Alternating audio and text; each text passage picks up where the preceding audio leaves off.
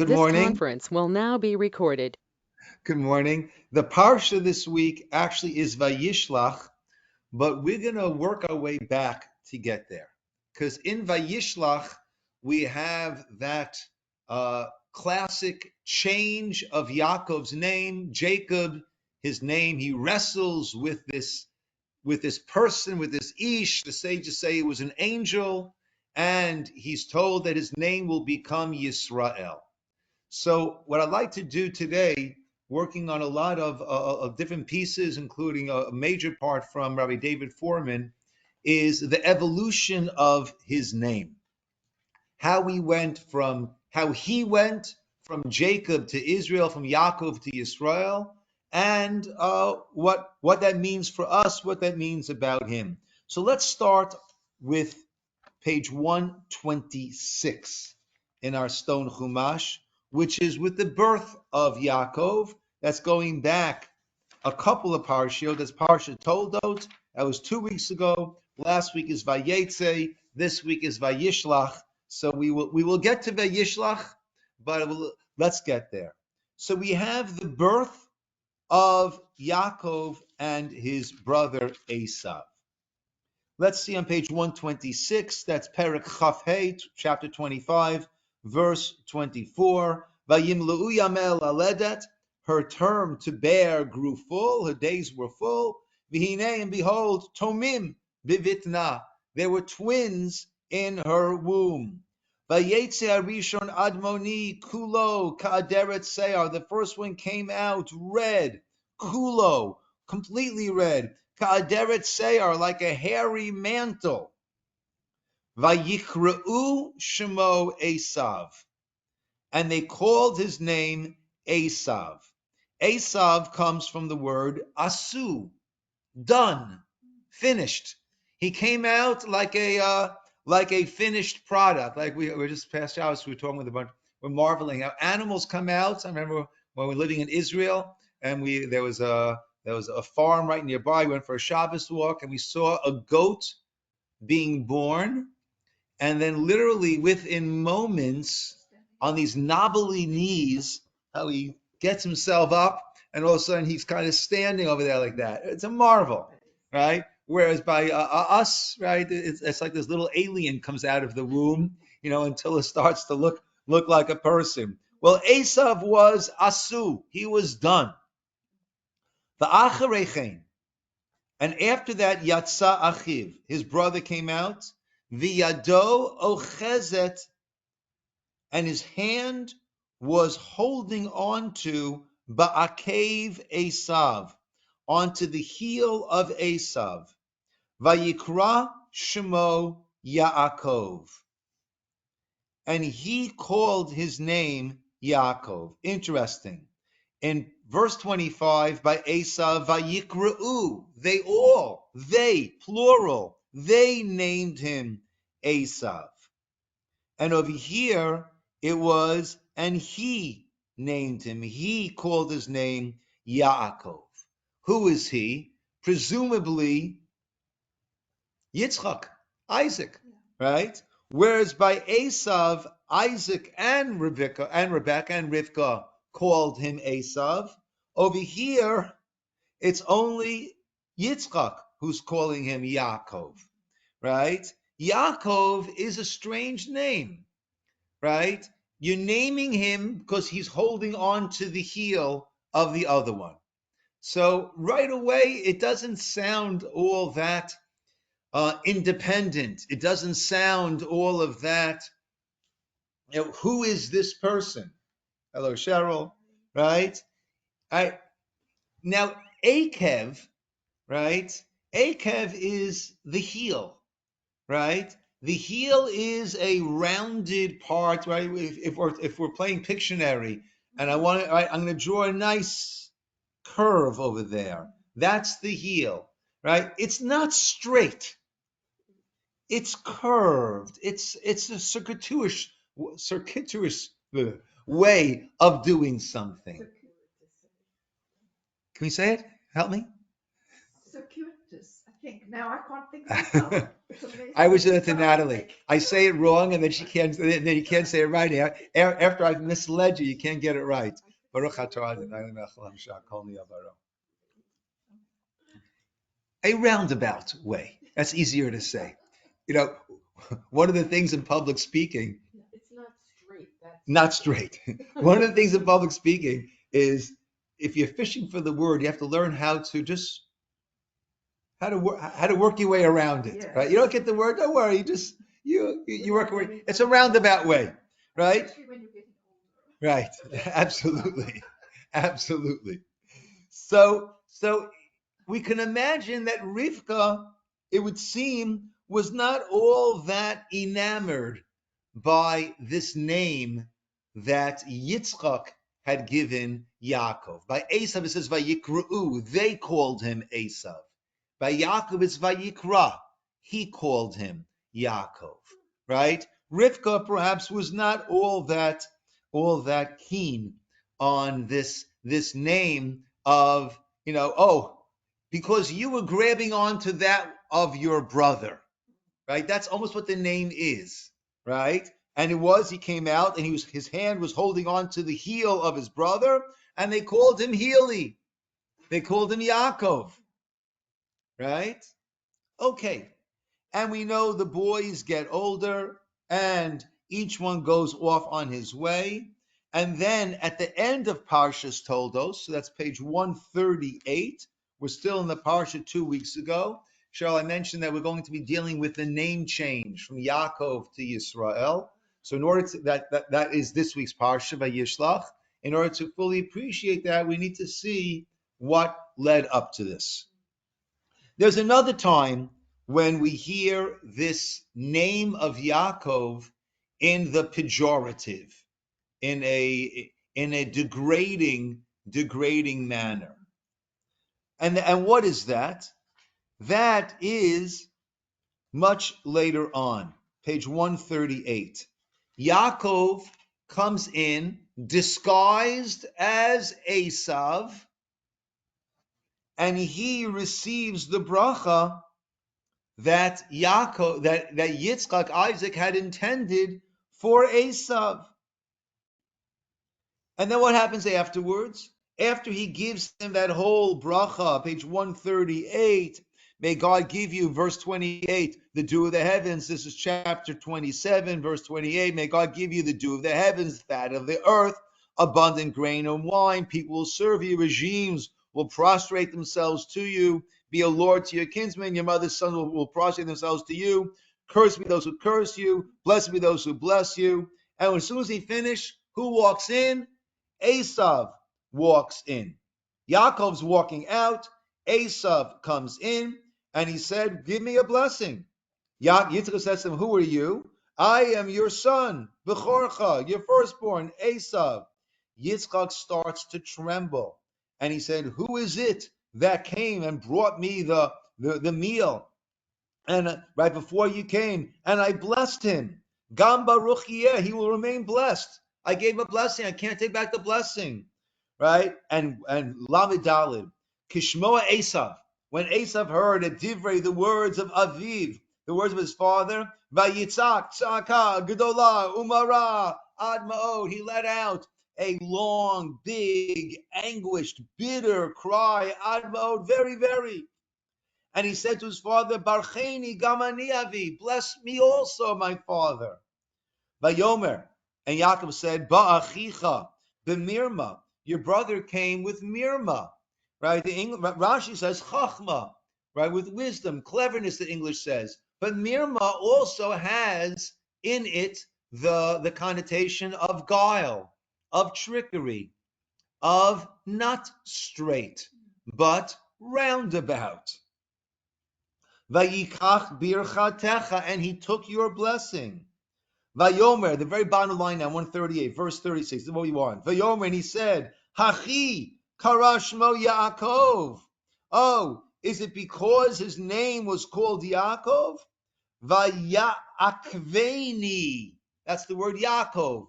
Vayakveni ze pa'amayim. The English said, he has outwitted me these two times. Et bechorati lakach, he purchased the bechora from me. V'nei ata lakach birchati, and now he and behold, now he has taken my bracha. So what has he done? Vayakveni, he's healed me, he's curved me, he's tricked me twice. Right? Again, this same idea. Yaakov his mother called him and said that, listen, I heard, let's go back to a couple of pages, right? Let's go back to 134, chapter 27, verse 5. Rivka was listening when Yitzchak spoke to Esav, and Esav went out to the field. When he spoke to Esav, telling him, prepare a meal for me, I want to give you a bracha, right? And Rivka heard, and she said, verse 6, to Yaakov, to Yaakov, her son, saying, I heard your father speaking to Esav, your brother, saying, bring me tzayid, bring me some some game, and you'll make the delicacies, and I'll eat, and I'll give you a blessing before my death. And now, my son, listen to my voice, to what I'm going to command you. Go to the flock and take from me there 2 goats, and I will make them, right, delicious for your father as he loves it. You'll bring it to your father, and he'll eat, in order that he'll give you a blessing before death. Now, if we just take that, right, do we hear any trickery there? Yeah, I think so. You know the end. I mean, in the beginning. Right now, Yeah. right? Oh, I heard your father telling Esav, go bring him some food to give a blessing before, right? You too. You also bring him some food, and you'll also get a blessing. At this point, right, it's not, oh, let's impersonate Esav. Let's get in there. Let's get Esav's bracha. No, right? That he can bless you before his death. Not to the exclusion of anyone else. Yaakov said to Rivka's mother, oh, Esau, my brother, he's hairy and I'm smooth. Right? He's the one who introduces this Yaakov aspect. Right? Yeah. Right? And then, right, that's where we have this trickery that comes in. Right? Then his mother said, don't worry, he won't curse you. Right? Go and do this. Right? So once he was going in that direction, Rivka went along with that direction. Right? But it didn't have to be that way. Right? A straight way would have been, Father, it's I, your son Yaakov, right? Please, right? Can you also give me a blessing? Right? Can you also give me a blessing?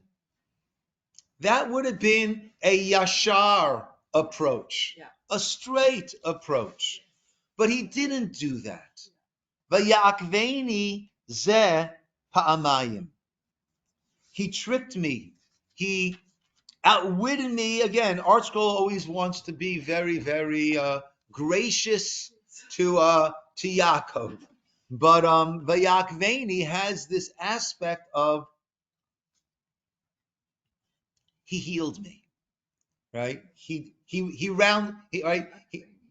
did an end run around, right? That's Vayakveni ze pa'amayim. Again, this name Yaakov does not speak of forward, straight. It speaks of going in a roundabout fashion. Yes. Did he also change his voice to sound like this? I'm telling you, someone said that to me. It could very well be. I mean, the whole thing is very hard to understand. I mean, we know. I grew up with a Mr. Herman Schechter, a man who I loved very much. He was an older man in my shul. He was blind, and my brother Joshua and I used to go visit him a lot. We read his mail to him. You see, right? And he was amazing, a wonderful, wonderful person. Herman and Ruth Schechter were their names, Aleim Shalom. And anyone would come up to Shul, Good Shabbos, Mr. Schechter. He recognized the voice in a second, right? You know, when one of our senses is somewhat compromised, the other ones become that much more finely attuned.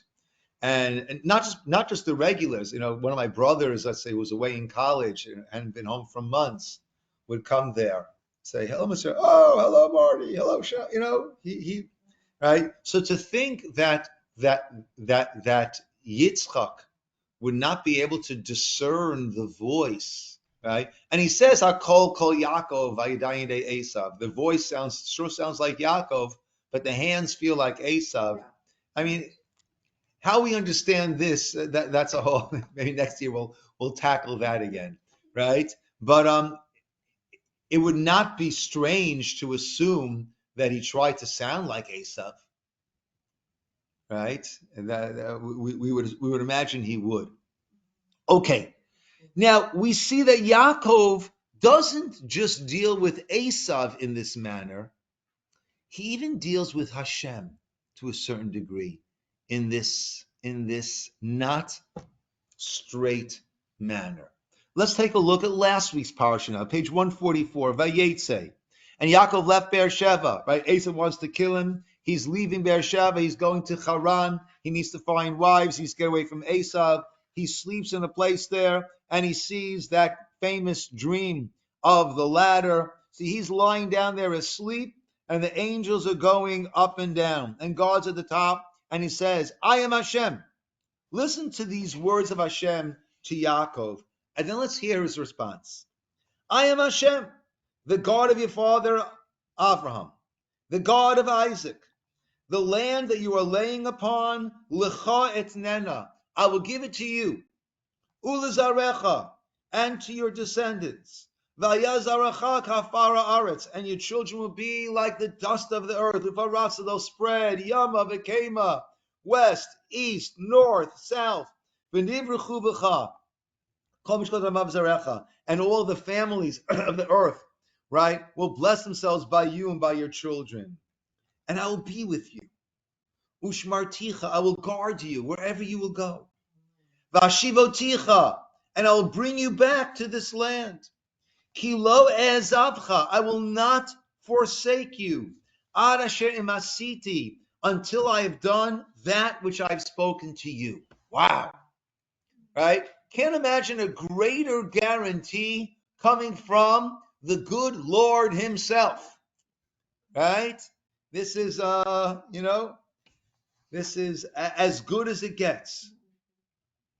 Yaakov wakes up. Wow, this is such a holy place. I didn't realize that. Right? How awesome is this place? Right? This is the house of God. This is the gateway to heaven. And then what does he do? He gets up in the morning early and he takes a stone and he turns it into an altar of sorts. And he pours oil onto it. And he calls the place Beit El. And he makes a neder saying, Im yeh Elokim imadi. If God will be with me. What do you mean, if God will be with me? Right? What are you negotiating here? What did God just say to him? I will be with you. I will guard you. I will bring you back here safely.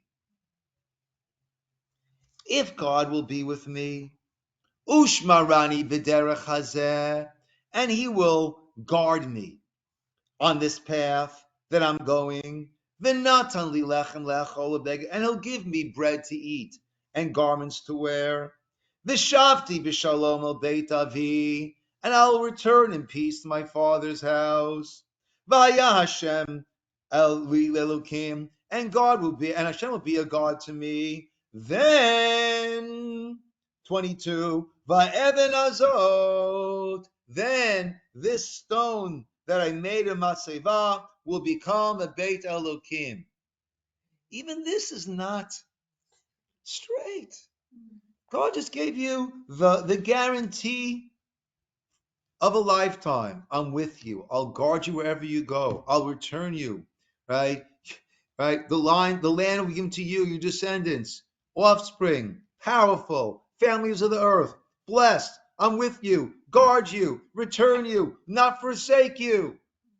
And Yaakov responds with, if da da da da, and if da da da da, and if da. Right? This is Yaakov. He then goes, last week's Parsha, he makes his way to Haran, and he works 7 years for Rachel, and then he is duped, and he is given Leah instead, and then he works another 7, he waits 7 days, marries Rachel after 7 days, and then works an additional 7 years. I think Rabbi Feinstein says a nice thing on that. So once he was duped, okay. So now I'm married to Leah, right? Give me Rachel now.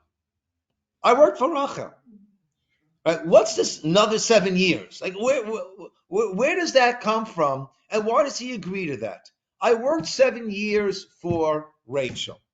Fair enough. Okay, now you tricked me. I'm married to Leah. You got what you want. You want me to wait 7 days? I'll wait 7 days. And now give me Rachel. That's who I worked for. What is this? I'll give you Rachel, you work me another 7 years. And Yaakov agrees to work another 7 years. Right? I think Rabbi Feinstein asked, like, why? Right? Fine. You want me to marry Leah? I marry Leah. No, give me Rachel. That's for whom I worked the 7 years. And he explains that perhaps the reason Yaakov so readily agreed to this was out of respect to Leah. Otherwise, what am I saying? Leah is a freebie. Leah is a toss-in, right? I only worked for Rachel. No, right? I worked 7 years in order to preserve Leah's dignity. Yaakov was willing to work an additional 7 years. That Leah shouldn't be this, you used to buy the cereal boxes with the thing with the prize inside, Cracker Jacks, you get the ring, right? Leia is not the Cracker Jack ring that came in the box, right? Or the reject. Or the reject. Yeah. He worked 7 years, right? Okay. And then Yaakov is there, and he's there for those 14 years. And then he says, okay, listen, now it's time for me to do for myself, for my family, to take care of that. And they work out an arrangement. He'll work an additional 6 years, and he'll get the spotted or the speckled or the dip, right? And Lavan keeps changing.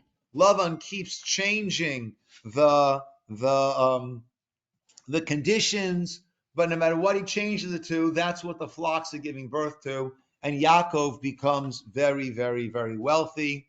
And then it's time to go. And once again, how does he go? Once again, he goes in a somewhat, yes. Let's take a look on page 160, right? Chapter 31, Lamed Aleph. And Yaakov heard the words of the sons of Lavan saying, oh, Yaakov has taken all that which was our father's. From our father he has amassed all of this wealth, all of this honor. And Yaakov, Pasuk Bet, saw the face of Lavan. And it wasn't like it was the day before or the day before that, yesterday or the day before. Right? So the simple meaning is, right? So therefore he says, right, and Hashem said to Yaakov, go back, I'll be with you. Therefore, he calls Rachel and Leah, and he says, listen, we got to get out of here, right? We got to move. The Balei Musar say that Yaakov, back on verse 2, Pasuk Bet, Yaakov saw the face of Lavan, and it wasn't like it was yesterday, the day before. Simple meaning again is, right? He used to be, family, kind. Now he's angry, right? But the way the Bali Musar say is as follows. I used to look at Lavan and say, this guy's a scoundrel, this guy's a lowlife, this guy's that. But after 20 years, I say, hey, he's just one of the guys, right? All of a sudden, this appears to be normal. This appears to be acceptable. It's not like I used to view him. If my perception, if my values have changed, that I look at Lavan and he's a good guy. He's one of the guys. Then it's time for me to get out of here, right? This has had a very, very adverse effect on my perspective. So let's go to 162. So what is it? So they leave. They leave in the middle of the night, right? They book out of there. So what happens? Verse 19, bottom 162, 31:19. Lavan halach ligzos et sono. Lavan had gone out to shear his sheep. Vatignov Rachel stole the trafim that belonged to her father, right? It wasn't real idolatry. It was a way of it was a crystal ball of sorts that they used to have, right? So she stole in order to separate her father from it. She stole it so that he would not be able to use that to determine where they were, whatever it is. But we say she stole, and then we say Vayignov Yaakov. Yaakov also stole. What did he steal? At Lave, Lavan Ha'arami. He stole the heart of Lavan the Aramite, right? He deceived him. Ablihi Gilo. He didn't tell him. Ki boreachu, that he was fleeing. So what do we have again? We have Yaakov acting in a roundabout fashion. Where do we see a shift in Yaakov? Let's turn the page. Lavan realizes what happens. Lavan comes chasing after them, right? You stole my wife, my daughters. You stole my children, right? You're leading them away like they are captives. And why have you hidden, right? Why have you run away from like that, right? You didn't tell me. I would have sent you out with a parade, with song, with singing, all that, with instruments, right? I could cause you harm, right? And then, but why did you steal my God? He said. At this point, Yaakov answers. The reason I left the way I did, I'll tell you why. But he says, we did not steal anything of yours. Lavan goes through, searching through everything and does not find anything. Pasuk Lamed Vav, 166, verse 36. Here we see a shift in Yaakov. Vayichar Yaakov. Yaakov became angered. Vayarev v'Lavan. And he started to confront, to argue. Took up his grievance with Lavan. Vayan Yaakov, he said, Ma pishi, ma chatati, ki dalakta acharai. Right? What was my sin? What was my transgression? You come chasing after me. You go through all of my belongings. What did you find? Put it here. Whatever you found, put it here in front of everyone. And let's see who here is just. 20 years I worked for you. Right? Your ewes, she-goats never miscarried, nor did I eat rams in your flock. Right? That which was mangled and never brought to you. I myself would bear the loss. For me, you would exact it, whether it was stolen by day, stolen by night. This is how I was: by day, scorching heat; by frost, by night, no sleeping. 20 years in your household, 14 years for your 2 daughters, 6 years for your flocks, and you changed my wages 100 times. This is a different Yaakov. This is a different Yaakov. And with that, they make a pact and he leaves. But before we get to this week's Parsha, let's look at page 168, the last few psukim of last week's Parsha. Perek Lamed Bet, chapter 32 begins, last week. Laban gets up early in the morning, kisses his sons, daughters, and blesses them. Vayishlach, and he went back to his place. Yaakov halach lidarko. Yaakov continued on his way. Vayifka'u bo malachei Elokim. Angels of God encountered him. Vayomer Yaakov, and Yaakov said when he saw the Machane Elokim Zeh, this is a godly camp. And he named the name, Vayikra Hashem Makom, he called the name of that place Machanayim, camps. Right? So we started this Parsha, Vayetze, with Yaakov seeing angels. And we're concluding this with Yaakov seeing angels. Except in the first case, how does he see the angels? He's lying down. He's asleep. He's out of commission. And he sees angels going up and down. Over here, what's happening? Here, he's awake. He's standing up. Vayifka'u bo. He encounters them. Right? This is a face-to-face encounter. They're not up and down, they're there. Yaakov is encountering things face to face. He's not Yaakoving. Now let's go to this week's Parsha, Vayishlach. How does it begin? Page 170. Vayishlach Yaakov Malachim. Yaakov is sending angels, messengers before him to his brother Esav. Now he's going on his way back, right? He doesn't have to encounter Esav. He doesn't need to invite this encounter with Esav, right? You know, there was no satellite imaging going on over there. Esav cannot track him, right? It's a big land over there, big desert, right? Stay away from Esav. No, Yaakov is not looking to stay away from Esav. He's looking for an encounter. He sent angels, messengers, before him to Esav, his brother, to the land of Seir, Sedei Edom. And he said, this is what you should say to my master Esav. This is what your servant Jacob says. In Lavan Garti, I've lived with Lavan. I've been there until now. And I've got Shor, Chamor, Tzon, Ereshikha, Veshilcha. And I'm sending La'agid La'adoni, to tell my Lord, Limtzochein Be'inecha. I want to find favor in your eyes. Rashi says, Limtzochein Be'inecha, Ani Shalem Imcha. I am being full, forthright, complete with you. Shalem, complete, shalom, peace. Umevakesh ahavatcha.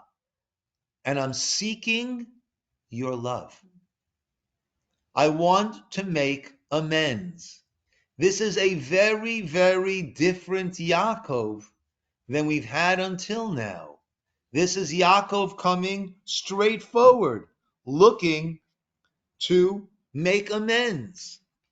What is he here? The angels, the messengers come back to Yaakov saying, Banu el achicha, we came to your brother, El Esav, to Esav. Rashi brings the famous teaching of the sages. Why? I came to your brother to Esav. I came to your brother Esav. No, I came to your brother. You are sending us to see, right, to your brother. But we didn't find your brother. Who did we find? We found Esav. He's not coming as a brother. He's coming as Esav. And he's not a happy camper. And he's not alone. He's coming to you. He's coming at you. He's heading toward you. And he's got 400 men with him. Okay. So, Rabbi, I don't think he really changed Jacob. I think when he was frightened, he became again the Jacob that we know. Let's hear. Okay. Vayira Yaakov Ma'od 172. He got very frightened. Vayetzer lo, and he was in a state of distress. And he split the people that were with him and all the Tzom Bakar into two camps. And he said, if Esav will come against one camp and will smite it, will kill it, I will fight with him, and the other camp will be Lifleta, the other camp will be saved. Will not be completely annihilated, wiped out. Will remain. Okay, he's preparing for a battle. Now he's afraid of half his family being decimated, but he's preparing for that instead of the entire family being decimated. Now he turns to Hashem in a different manner than he has until now. Let's see Pasuk Yud, verse 10, 172. Vayomer Yaakov, Yaakov said, Elokei, Avi, Avraham, the God of my father Avraham. Ve'Elokei, the God, Avi Yitzchak, of my father Isaac. Hashem, the God, Homer Elai, who told me, Shuv la'artzecha, return to your land, u'lemoladetecha, and to your birthplace, ve'etiva imach, and I'll be good to you. Katonti, mikol hachasadim, mikol ha'emet.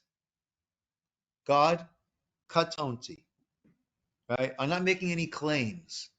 I'm not saying, hey, you told me that. No, katonti, I'm small. I've become diminished from all of the chesed, all of the kindness, and all of the truth. The truth is the blessings that you gave me that you said you would give me. That's the truth. You made, you la'amet. Here we have a good word, to truthitize. And I would say you have validated, right, what you said you would do. And the chesed is you've done so much more good to me than you said you would do. I'm diminished. I'm so small. I'm undeserving. Kibamakli avarti. With just my staff, I crossed this Jordan, and now here I am. Shnei machalot, 2 camps. Hatzilenina, save me, please. Miyad achi, from the hand of my brother. Miyad Esav, from the hand of Esav, because I'm afraid that he will come and smite me, mother on child. Right? And you said, I will do good to you.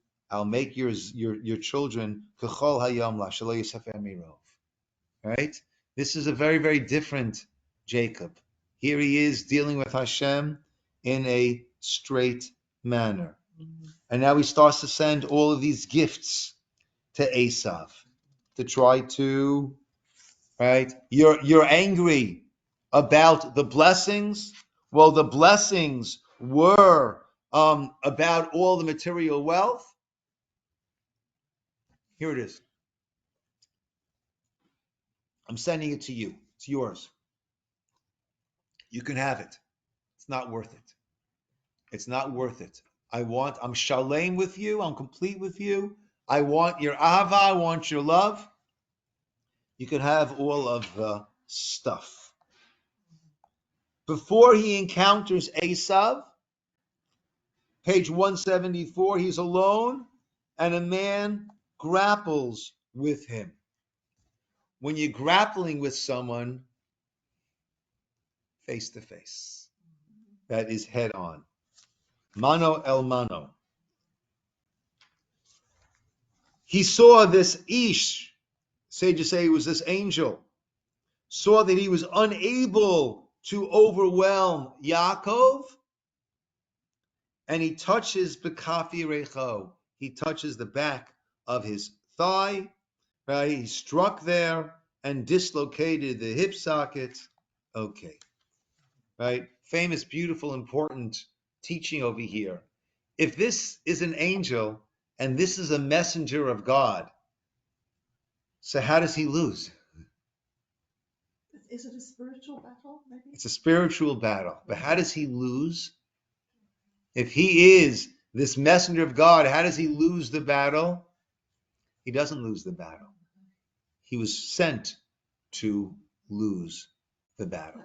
As long as Yaakov would harness all of his strength, spiritual, physical strength, right? And the sages say this wasn't just any old angel. This was the Sar of Esav, the ministering angel of Esav. This was the Yetzer Hara. That's who this was. And this teaches us the Yetzer Hara is his mission is to battle against us and lose. To help us grow. Right. The problem is that we often throw in the towel too early, and we cede victory, right? We bow, we give in. Yeah. But he does not have the power to beat us. He has the power to challenge us, like you said, Jenny, and that's what enables us to grow. The same way in a physical sense that it is resistance that builds strength, so too in an emotional, a spiritual, psychological sense. When we have difficulties, challenges, and we overcome them, that is what builds the strength. Then what happens over here? Yaakov says, I want a blessing. Vayomer Elav, page 176. He says to him, Ma Shemecha, what is your name? Vayomer, and he said, Yaakov. Vayomer, and he says to him, Lo Yaakov Ye'emer Od Shimcha Ki Im Yisroel. Right? You will no longer be Yaakov. At a later point, it will officially be changed. Right? Your name will be Israel. Ki sarita im Elokim ve'im anashim. You have striven. You have, Rashi says, just one second. Right? With the heavenly and with people, vatuchal. Let's take a look. Actually, take a look at the article at the very bottom over here. Right? The very bottom, 176. Very bottom of that first column in the English, all the way in the bottom.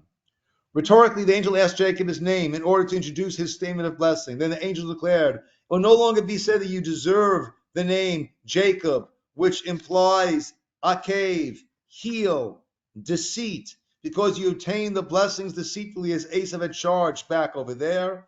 Instead, Jacob would receive the additional name Israel from Sarut.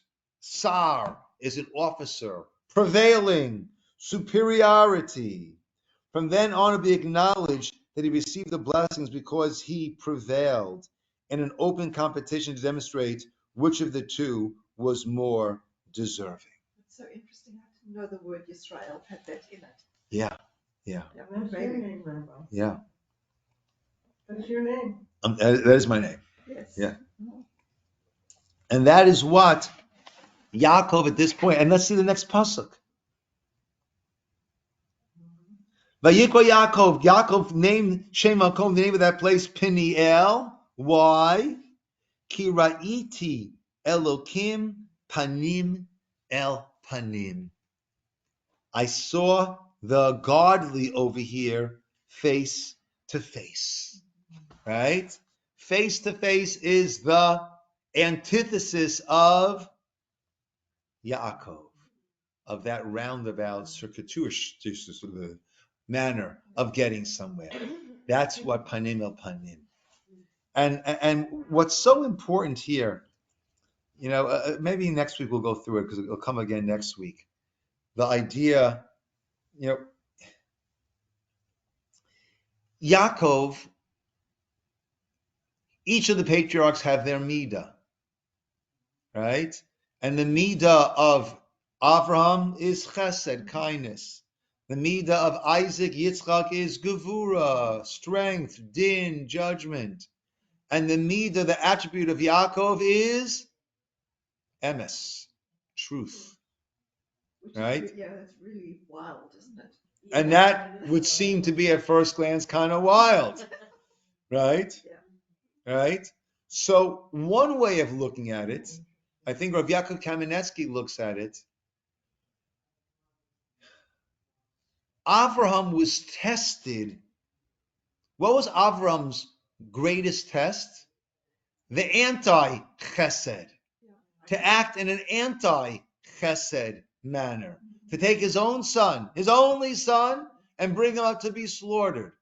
So in order to show that I am an Eved Hashem, I am a servant of Hashem, I need to be able to go against my own intrinsic, inherent, this is my natural way of acting. but I'm going to go against my natural way of acting to do what Hashem commanded me.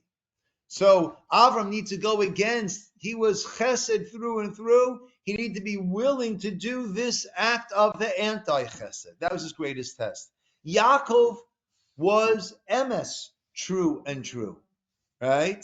And therefore his greatest test was to listen to his mother, who said that I have this prophecy that you need to get the brachot, and to go and act in an un-emet fashion to fulfill this prophecy and to fulfill his destiny.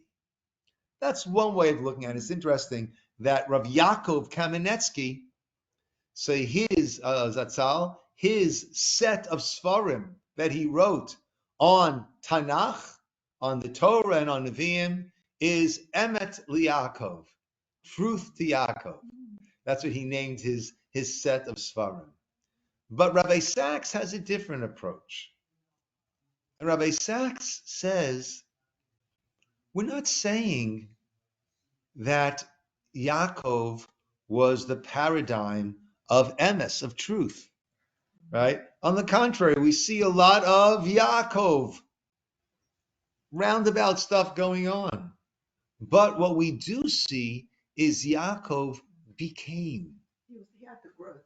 He had the growth, and he became this Ish Emet, this man of truth.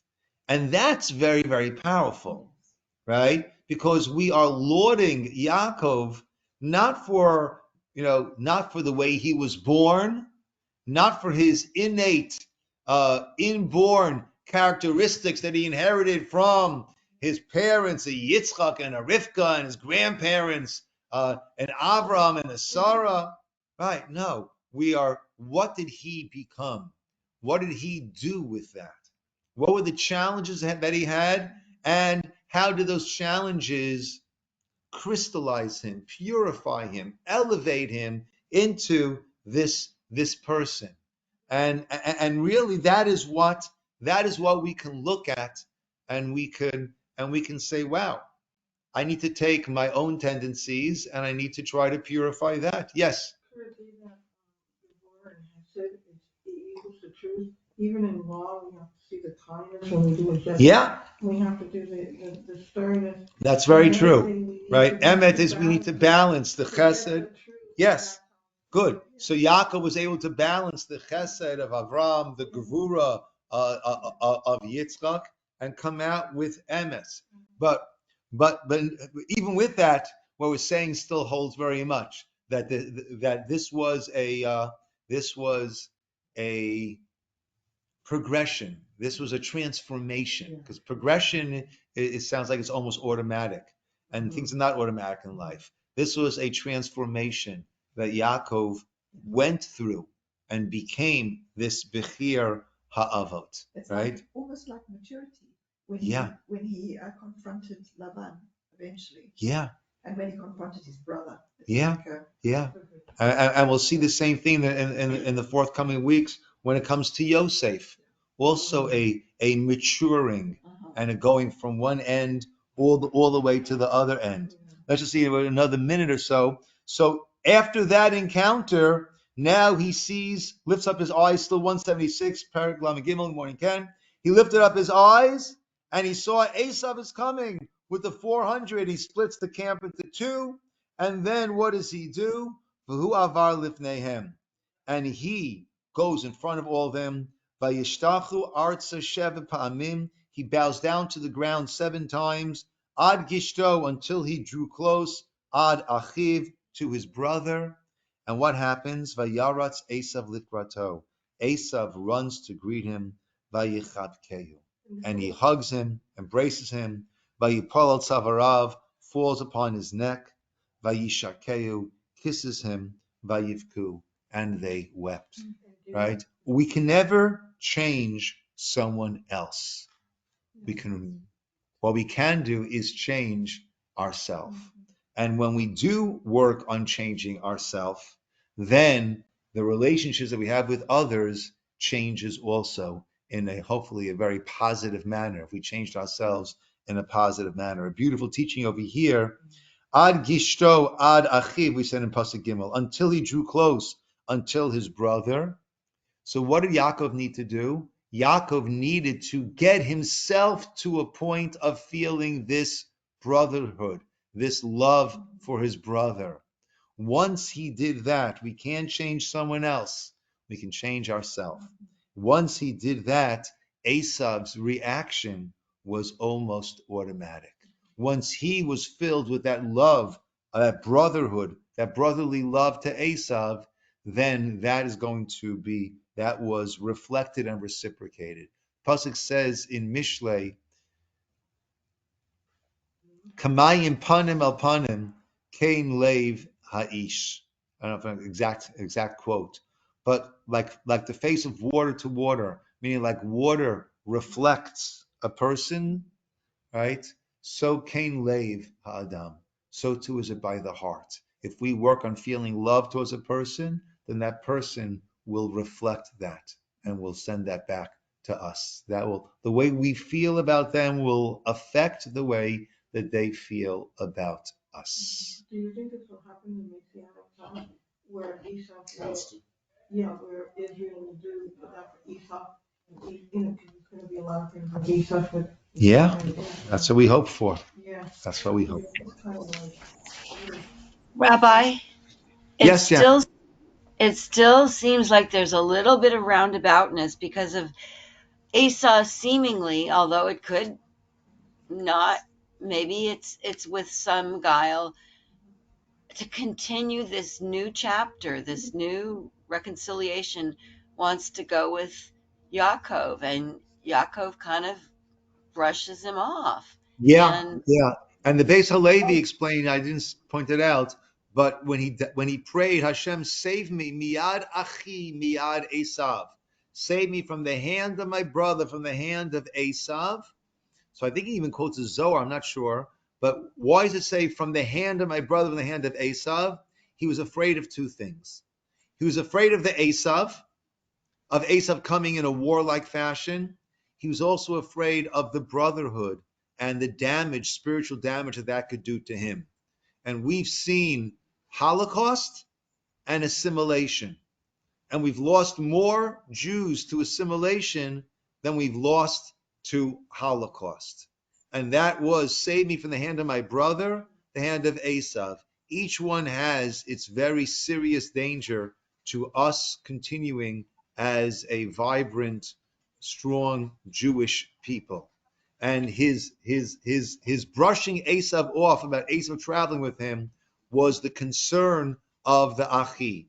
They had very, very different values, very, very different lifestyles, and he did not want to be all that. He didn't want him traveling along with him. Yeah. So that was not guile. That was a matter of spiritual self-preservation. so Yeah. it seems like in matters of spirituality, the roundaboutness continues throughout, and in matters of That's not physical, roundaboutness. That's not roundaboutness. That is self-preservation. but to the face he presented to Esav, it is roundabout. Okay. So are you always honest? Do you always tell the truth? No one always tells the truth, right? You're not supposed to always tell the truth, right? Right? You always tell the truth, you have no tact, you're not going to survive in this world. You're going to hurt people's feelings left and right. You have to know when to be politely to politely fudge a little bit, right?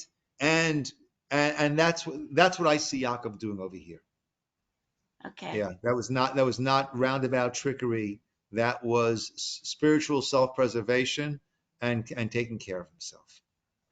Yeah. Okay, my friends, we'll call it over here. Thank you, Rabbi.